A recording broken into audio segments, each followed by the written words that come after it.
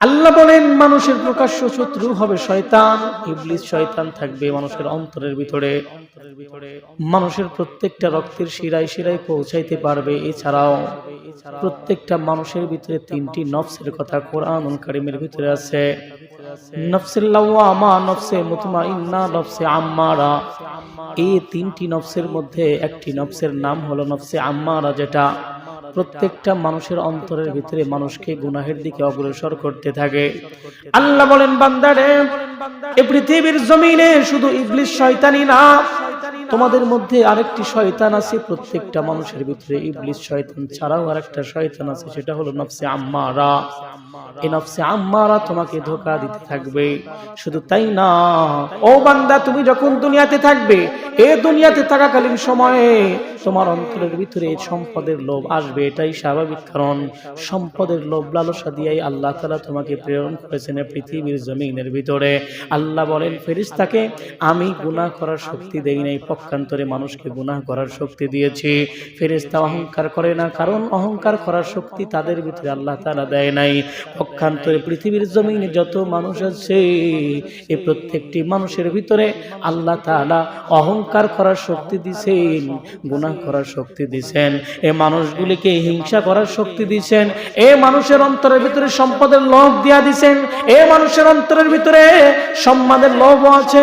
এই মানুষের অন্তরের ভিতরে সুন্দর চেয়ারের লোভ আছে। এই মানুষের অন্তরের ভিতরে ক্ষমতার লোভ থাকবে। এই মানুষের অন্তরের ভিতরে নারীর লোভ থাকবে, গাড়ির লোভ থাকবে। আল্লাহ পাক রব্বুল আলামিন বলেন, ও বান্দা, তুমি পৃথিবীর জমিনে যাওয়ার পরে শুধু ইবলিস শয়তানি না, নফসে আম্মারা তোমাকে ধোঁকা দিতে থাকবে। তোমার ভিতরে থাকা শক্তিগুলি তোমাকে আকর্ষণ করতে থাকবে দুনিয়ার দিকে। বান্দা, তুমি দুনিয়ার দিকে আকৃষ্ট হইবা বলা আমি আল্লাহ তোমাকে পক্ষপাতিত্ব করলাম। অসংখ্য মাখলুকের মধ্য থেকে আমি আল্লাহ তোমাকে সেরা মাখলুক হিসেবে কবুল করে নিলাম। তোমাকে আমি জান্নাত দেব বলে আমি কোরআনুল কারীমে বিভিন্ন জায়গায় তোমাদের সঙ্গে ওয়াদা করলাম। আমি তোমাদেরকে তোমাদের সাথে ব্যবসার মতো করে তোমাদেরকে আমি জান্নাতের বিনিময়ে তোমার জান এবং মালটাকে আমি কিনে নিলাম। আল্লাহ বলে, ইন্নাল্লাহা আশতারা মিনাল মুমিনিনা আনফুসাহুম ওয়া আমওয়ালাহুম বিআন্না লাহুমুল জান্নাহ। ও বান্দা, তুমি কি জানো? আল্লাহ পাক রব্বুল আলামিন বলে, ও বান্দা, তোমার জান এবং মাল, তোমার জীবন এবং তোমার সম্পদ, এই দুইটি জিনিসের বিনিময়ে আমি আল্লাহ